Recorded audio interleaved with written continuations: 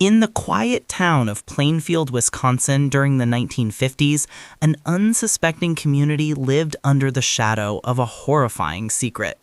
Ed Gein, a seemingly ordinary man, lived with his domineering mother in isolation. Known for being reclusive and eccentric, Gein would go unnoticed by the town, hiding the chilling truth of his obsessions. For years, neighbors thought him odd, but no one could imagine the gruesome acts he carried out behind closed doors. It all began when local women started disappearing mysteriously.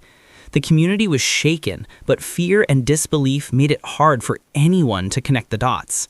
Police initially suspected other criminals or wanderers, as the small town had never experienced such horrors. Meanwhile, Gein continued his activities in silence, collecting macabre trophies from the victims and the dead. His home became a horrifying shrine of human remains, reflecting a mind twisted by grief, isolation, and obsession.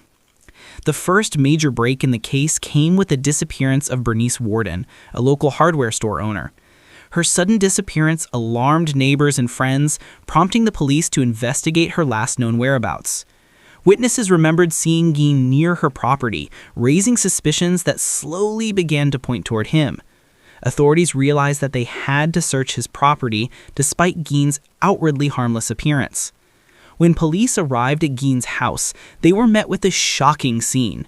The interior was filled with grotesque human remains, meticulously preserved and displayed.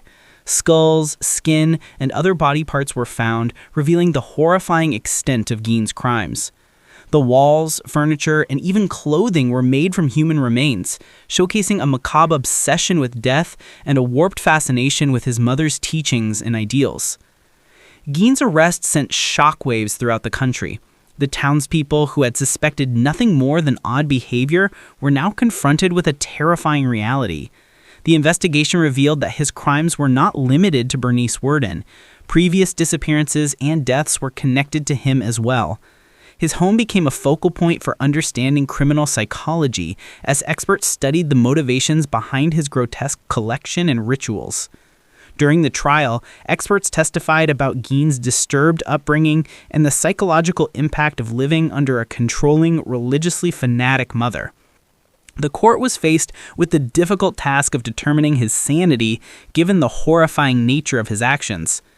Ultimately, Gein was found guilty but declared mentally ill, leading to his commitment in a psychiatric facility rather than a traditional prison. The legacy of Ed Gein has influenced popular culture and criminal studies for decades. His crimes inspired infamous fictional characters in horror films and novels, yet they serve as a grim reminder of the darkness that can lurk behind a seemingly ordinary life. The town of Plainfield, scarred by these events, eventually returned to normal, but the story of Ed Gein remains etched in history as one of America's most terrifying real-life horror stories.